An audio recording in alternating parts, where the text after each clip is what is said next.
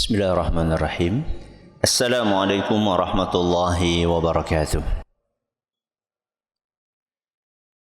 Alhamdulillahi wa kafa, wassalatu wassalamu ala rasulihil mustafa wa ala alihi wa sahbihi wa man iktafa, amma ba'd.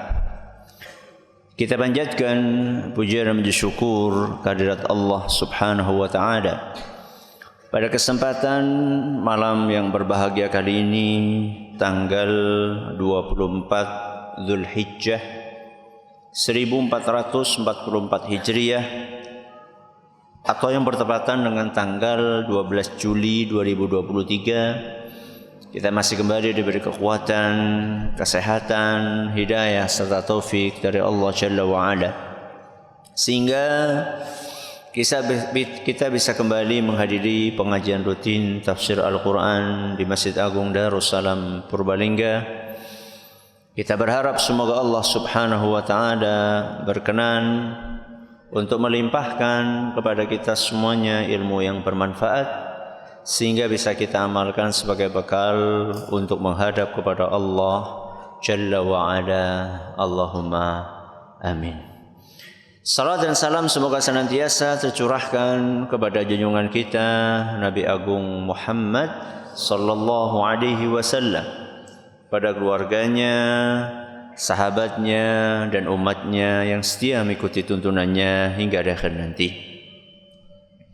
Seperti biasanya, sebelum kita mengawali pengajian malam hari ini, kita akan membaca sebagian dari surat yang mulia, surat Al-Mutaffifin. Semoga Allah subhanahu wa ta'ala memberkahi majlis kita. A'udzu billahi minasy syaithanir rajim.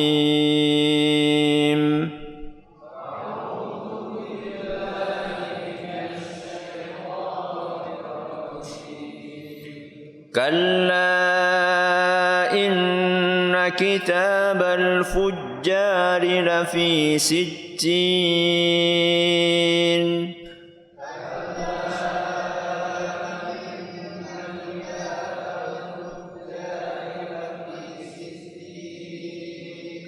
Wa ma adraka ma sijjin.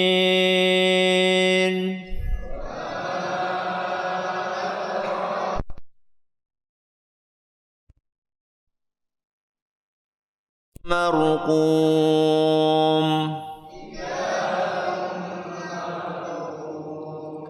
Wailun yawma idzin lil mukazzibin.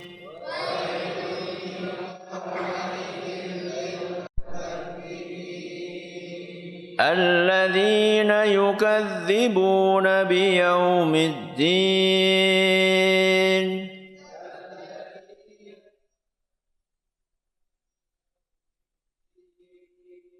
وَمَا يُكَذِّبُ بِهِ إِلَّا كُلُّ مُعْتَدٍ أَثِيمٍ.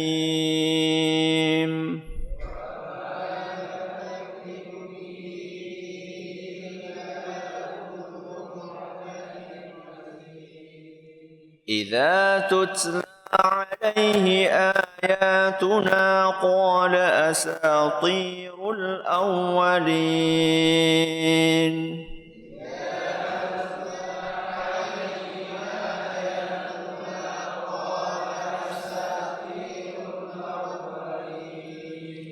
كلا بل ران على قلوبهم ما كانوا يكسبون.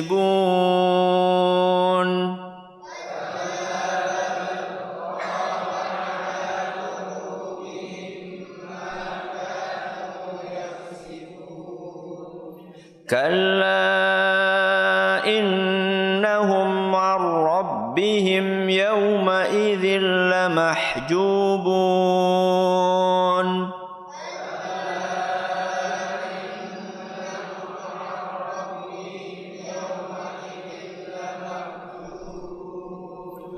ثم إنهم لصالو الجحيم.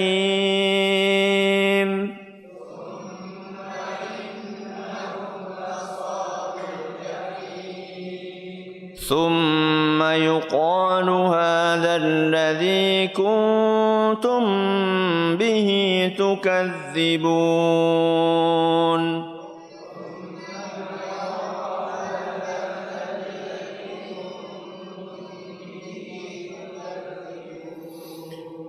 Para hadirin dan hadirat sekalian, juga segenap pendengar serta pemirsa rahimani wa rahimakumullah.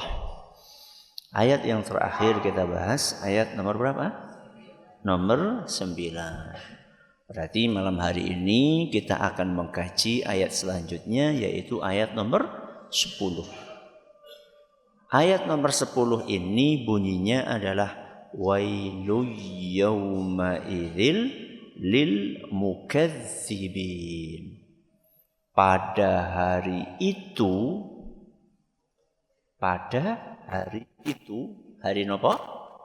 Hari kiamat. Celakalah para pendusta. Pada hari itu celakalah para pendusta. Sebelum kita jelaskan pendusta itu siapa, saya pengen mengajak panjenengan untuk memikirkan kembali ayat-ayat yang sudah pernah kita pelajari. Berarti sampai pertemuan terakhir kita sudah membahas berapa ayat? 9 ayat. Ayat ke-10 ini diawali dengan kata wailul yauma idzil mukadzibin. Ada salah satu ayat dari 9 ayat yang sudah kita lewati yang awalnya mirip dengan ayat ke-10 ini. Apa bunyinya? Wailul lil mutaffifin. Jadi ayat yang pertama nomor 1 dibuka dengan kata nopo? Wailul lil mutaffifin. Dan ayat yang ke-10 juga dibuka dengan nopo? Wailul yawma idzil lil mukadzibin. Kalau ayat yang pertama adalah ancaman bahwa orang-orang yang curang pasti mereka akan celaka. Ayat ke-10 ada ancaman bahwa para pendusta, para apa? Pendusta, mereka akan celaka. Pendusta apa? Ya pendusta segala sesuatu yang seharusnya diyakini. Para pendusta hal-hal yang seharusnya diyakini. Salah satu hal yang harus diyakini adalah adanya hari kiamat. Maka orang-orang yang tidak percaya hari kiamat berarti dia adalah pendusta. Kenapa dia dilabeli pendusta? Karena dia mendustakan apa yang sudah disampaikan oleh Allah, apa yang sudah disampaikan oleh Rasulullah SAW, serta mereka mendustakan apa yang sudah disepakati oleh para ulama kita. Apa yang disampaikan oleh Allah? Adanya hari kiamat. Apa yang disampaikan oleh Rasulullah SAW? Adanya hari kiamat. Apa yang disepakati oleh para ulama? Adanya hari kiamat. Maka orang yang tidak percaya hari kiamat berarti dia masuk dalam kategori pendusta. Baik. Wailul yawma idzil lil mukadzibin. Pada hari itu para pendusta akan celaka. Terutama orang-orang yang mendustakan apa tadi? Hari kiamat. Baik. Mari kita sambung dengan ayat yang pertama. Wailul lil mutaffifin. Celakalah orang yang berbuat curang. antara perbuatan curang dengan tidak percaya akhirat. Ini ada 4 jenis manusia. Yang pertama, orangnya curang. Orangnya curang. Sekaligus gak percaya akhirat. Yang pertama apa? Orangnya curang. Sering main timbangan, ya.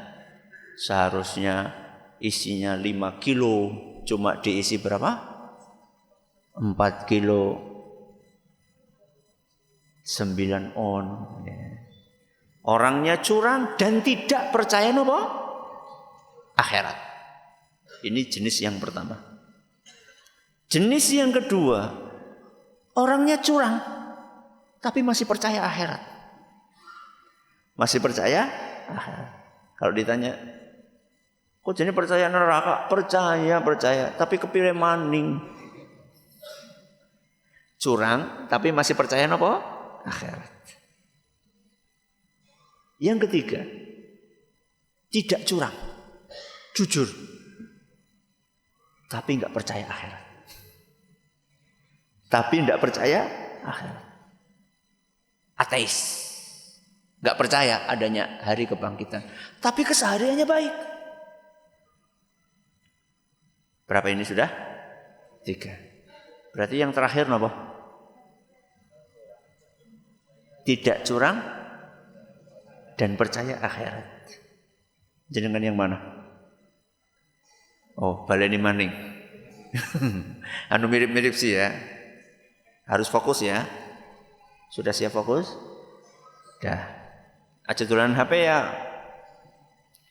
1, apa? Curang dan tidak percaya akhirat. Yang kedua, curang, masih percaya akhirat. Yang ketiga, tidak curang tapi enggak percaya akhirat.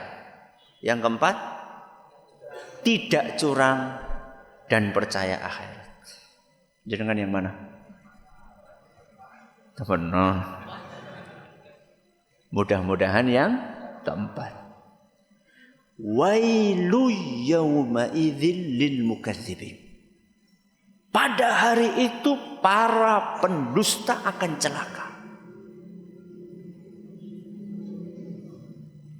Baik mereka yang berbuat curang maupun yang tidak berbuat curang. Baik yang berbuat curang maupun yang tidak berbuat curang, selama dia mendustakan akhirat, maka dia terancam dengan wail. Terancam dengan apa? Wail. Masih ingat wail apa? Celaka, binasa, susah. Ya, pokoknya segala sesuatu yang berbau negatif. Mau dia percaya akhirat atau tidak percaya akhirat, kalau dia curang, maka dia terancam dengan kecelakaan dan kebinasaan. Siapapun yang curang, siapapun yang mendustakan akhirat, maka dia terancam dengan kecelakaan dan kebinasaan. Baik. Berarti tema kita adalah orang yang mendustakan apa? Akhirat. Mendustakan akhirat itu ada 2 macam bentuknya. Ada berapa macam? 2. Yang pertama, sama sekali enggak percaya akhirat.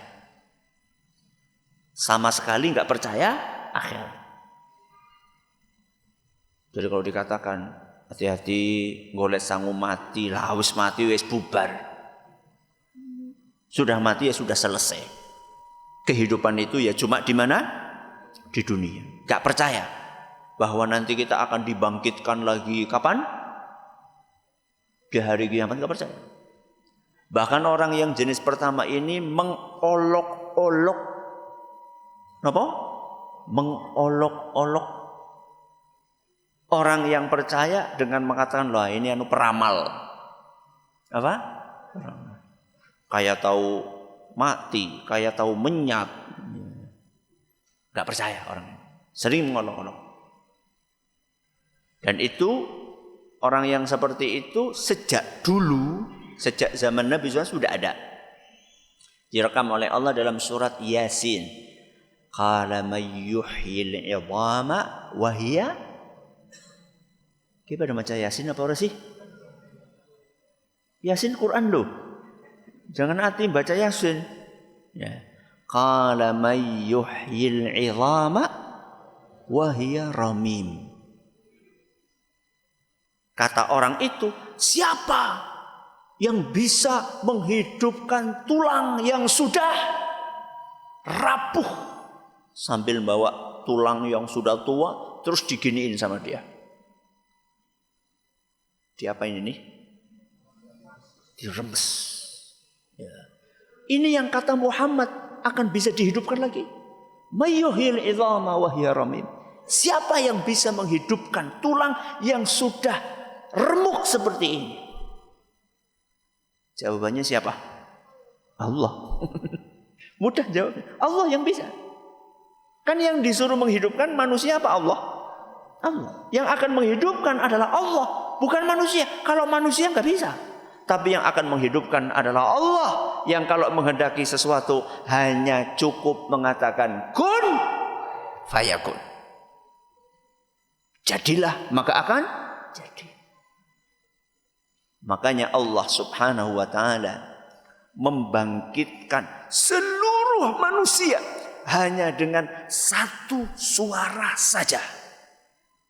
In hiya illa sayhatan wahidah. Hanya dengan satu suara saja semuanya akan bangkit. Suara nopo? Sangkakala. Sangkakala yang ditiup oleh sinten? Malaikat Israfil. Malaikat Israfil niup berapa kali? 2. Pertama, mematikan. Yang kedua, membangkitkan. Hanya dengan satu tiupan trompet, semua jasad yang sudah hancur-cur akan bangkit semua. Gampang no betul? Gampang. Buat siapa? Buat Allah. Jadi mendustakan hari kiamat, tidak percaya hari kiamat itu yang pertama adalah enggak percaya sama sekali. Yang kedua bentuknya masih percaya. Masih percaya.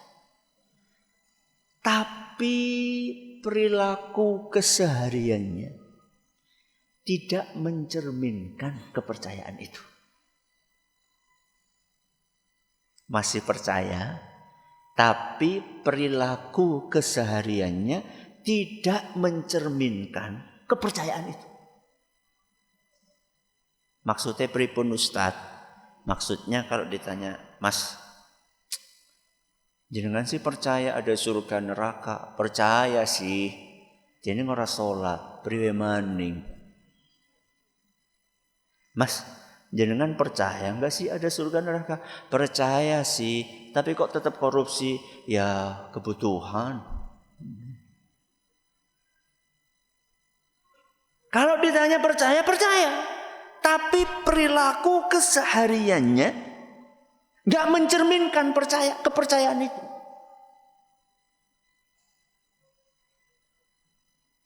Orang jenis kedua ini ada atau tidak? Ada. Banyak. Makanya apa? Di sini ada enggak orangnya? Percaya, ditanya. Hari kiamat percaya. Wong kita juga hafal rukun iman ada berapa? Ada 6. Salah satu rukun iman itu adalah percaya dengan hari kiamat. Percaya. Tapi perilaku kesehariannya, tingkah polanya tidak mencerminkan bahwa dia percaya dengan hari kiamat. Buktinya apa? Buktinya dia melakukan perbuatan-perbuatan yang akan mengakibatkan dia masuk ke neraka, menyebabkan dia terhalang masuk apa? Surga. Loh, fungsinya percaya hari akhirat itu apa sih? Fungsinya percaya hari akhirat itu memotivasi kita untuk apa? Beramal. Itu fungsinya percaya hari kiamat. Fungsinya percaya hari kiamat itu adalah untuk menghalangi kita, mencegah kita dari perbuatan-perbuatan yang tidak baik. Itu fungsinya. Maka kalau ada orang katanya percaya hari kiamat, tapi perilakunya bertolak belakang dengan kepercayaan itu, maka dia bisa dimasukkan dalam kategori mendustakan hari kiamat. Tapi levelnya tidak separah level yang pertama. Kalau level yang kedua ini masih muslim napa mboten? Yakin? Masih. Ya. Mungkin enggak koruptor tapi muslim? Hah? Mungkin? Mungkin. Ya. Orang itu kadang-kadang namanya itu enggak sesuai dengan perilakunya. Itu memprihatinkan betul. Ya. Namanya bagus, Muhammad, apalagi Abdullah, Ahmad. Siapa mana iki? Ya sing kenal ge akeh. Tapi perilakunya enggak mencerminkan nama itu. Ya. Ngisi-ngisinaken jan. Ya wis ganti jeneng bae. Ya wudu kae kuwe. Ganti perilaku bukan ganti jeneng. Ya, bukan rubah nama solusinya. Solusinya adalah rubah perilaku. Ya. Maka yang pertama, level yang pertama ini menyebabkan orang keluar dari Islam. Gak lagi berhak untuk menyandang label Muslim. Kenapa Ustaz? Karena dia sudah mendustakan apa kata Allah, apa kata Rasul SAW, dan telah mendustakan ijma'. Ijma' ini apa? Kesepakatan para ulama. Enggak percaya napa wau? Al-Quran. Terus napa? Enggak percaya hadis, enggak percaya ijma'. Sudah, ini keluar dari Islam. Tentunya nggih, setelah dia mendapatkan penjelasan. Ya. Penjelasan sejelas-jelasnya tentang dalil-dalil itu. Karena mungkin saja ada orang yang mungkin baru masuk Islam. Dia punya punya background, ya. Punya rapot hitam sebelum masuk Islam, belum 100% bersih, ya. Masih ada sisa-sisa keyakinan dulu. Nah, ini tugasnya kita yang sudah tahu menjelaskan. Oh, Allah sudah menyampaikan seperti ini dalam Al-Quran. Rasulullah SAW sudah menyampaikan dalam hadis-hadis. Para ulama sudah berijma bahwa hari kiamat itu betul-betul ada. Setelah dijelaskan sejelas-jelasnya sampai paham, sepaham-pahamnya, kok dia masih menolak? Nah, itu yang tidak lagi layak menyandang label Muslim. Kalau level yang kedua, ini masih berhak menyandang label Muslim. Berarti ora papa.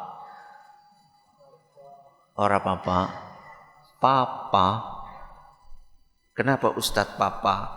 Karena semakin banyak dosa yang dilakukan oleh seorang hamba, maka lama-kelamaan bisa membuat dia menjadi alergi dengan keimanan terhadap hari kiamat.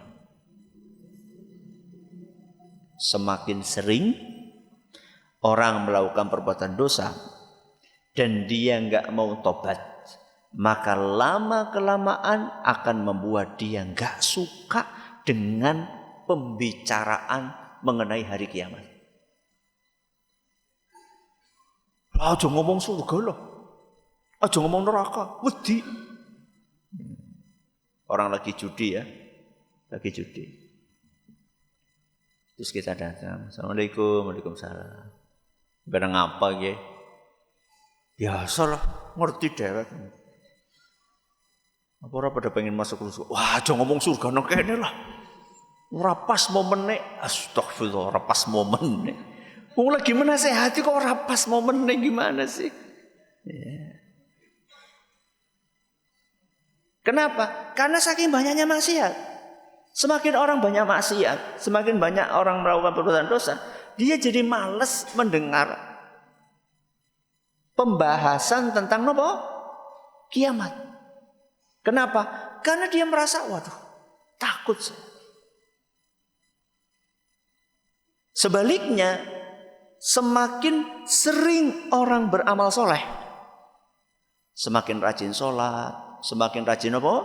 Puasa, semakin rajin hadir pengajian, ya. Semakin rajin beramal, maka dia akan semakin rindu dengan pertemuan dengan Allah Subhanahu wa ta'ala. Semakin rindu, pengen ketemu sama siapa? Allah. Apa kata Nabi sallallahu alaihi wasallam? Dalam sebuah hadis yang diriwayatkan oleh Imam Bukhari, "Man ahabba liqa Allahi ahabballahu liqa'ahu." Barang siapa yang pengen ketemu Allah, maka Allah pun pengen ketemu sama dia. Allahu Akbar. Allah pengen ketemu. Berarti orang ini istimewa atau mboten? Istimewa. Man ahabba liqa Allah ahabballahu liqa'ahu. Barang siapa yang rindu, sangat pengen ketemu sama Allah, maka Allah pun akan rindu dan sangat pengen ketemu dengan orang itu. Kita ketemu sama Allah kapan? Kapan ketemu sama Allah? Kalau sudah mati kan? Sudah mati. Coba, siapa yang pengen mati angkat tangan? Kok nggak ada yang angkat tangan? Jenengan pengen nggak ketemu sama Allah? Jawab, pengen ketemu sama Allah nggak? Pengen. Pengen mati? Loh, supaya ketemu harus mati dulu. Urung siap. Nah, itu dia. Makanya apa kata Nabi sallallahu alaihi wasallam? Al-mu'minu, mukmin itu idza hadarahul maut, ketika menjelang sakaratul maut, busyira biridwanillahi wa karamatihi, akan ada malaikat yang datang memberi kabar gembira bahwa engkau akan mendapatkan ridho dari Allah Subhanahu wa ta'ala dan akan mendapatkan kemuliaan dari Allah. Jadi mukmin itu menjelang matinya akan kedatangan sinten? Malaikat. Malaikat itu membawa kabar gembira. Kabar gembira tersebut adalah kamu bakal mendapatkan ridho dari Allah dan bakal dimuliakan sama Allah. Dapat kabar gembira seperti itu senang napa mboten? Senang. Mulane ana wong mati mesem. Ana wong mati menjep. Jenengan mau yang mana? Mesem. Begitu mendapatkan kabar gembira seperti itu, falaisa syai'un ahabba ilai mimma amamahu. Setelah mendapat kabar gembira seperti itu, maka tidak ada keinginan lain yang lebih dia inginkan kecuali mati. Karena dia tahu setelah mati bakalan mendapatkan ridho dari Allah Subhanahu wa ta'ala. Kemudian apa kata Nabi SAW? Fa ahabba liqa'allahi wa ahabballahu liqa'ahu. Itulah artinya seorang pengen ketemu sama Allah, maka Allah pun juga akan pengen ketemu sama dia. Pengen apa mboten? Pengen. Kuncinya apa? Kuncinya ibadah sing mempeng. Ibadahnya yang tekun itu kuncinya. Sehingga kapanpun malaikat pencabut nyawa datang, wis siap. Kira-kira kalau kalian jenengan sampun siap napa dereng? Terus kapan? Setelah kita mendapatkan nasihat seperti ini, harusnya kita siap-siap. Jangan menunda memperbaiki diri. Jangan menunda perbaikan diri. Kapan tobat? Engkau anak wis tua bae. Kapan tobat? Nunggu apa? Tua. Muda foya-foya. Tua tobat. Mati masuk surga. Masya Allah. Surga ini siapa? Baik apa? Itu kan slogan sebagian orang. Sebagian anak muda sekarang, kalau ngelihat temennya lagi lagi hangout, ngertos pak hangout, jalan-jalan di mall, dengar azan, langsung apa? Sholat. Oke bro, urung mangsane. Engko bae nek wis tua. Mungkin atau tidak? Muda foya-foya. Apa tadi? Tua, kaya raya, sorry. Tua kaya raya, mati masuk surga. Mungkin.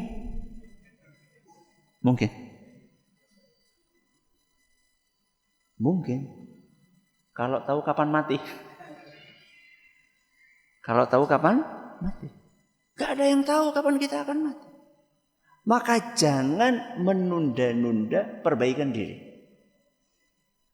Begitu dapat nasihat seperti ini, bismillah.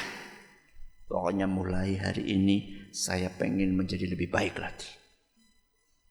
Kalau kemarin sholatnya masih nopo? Bolong-bolong. Boten bolong-bolong Ustaz, cuman telat-telat. Maka mulai malam hari ini saya akan tepat waktu. Kenapa? Karena nggak tahu kapan malaikat pencabut nyawa datang. Kalau kemarin masih sering galak sama siapa? Istri. Wah, Masya Allah. Senang ibunya kan? Ya.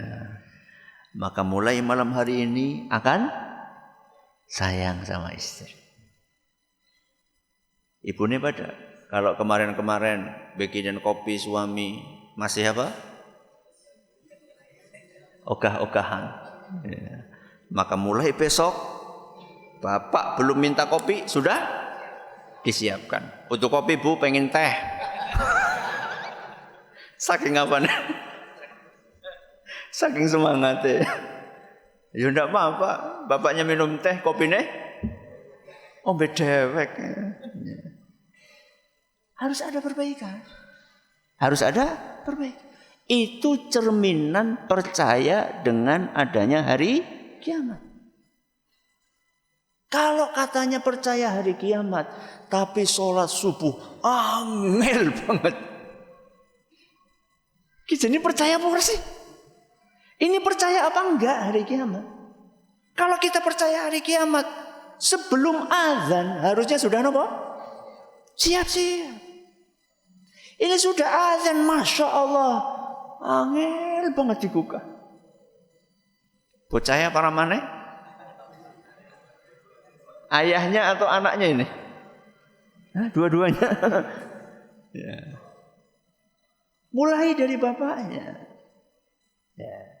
Mulai dari ibunya. Bangun supaya bisa membangunkan siapa? Anaknya.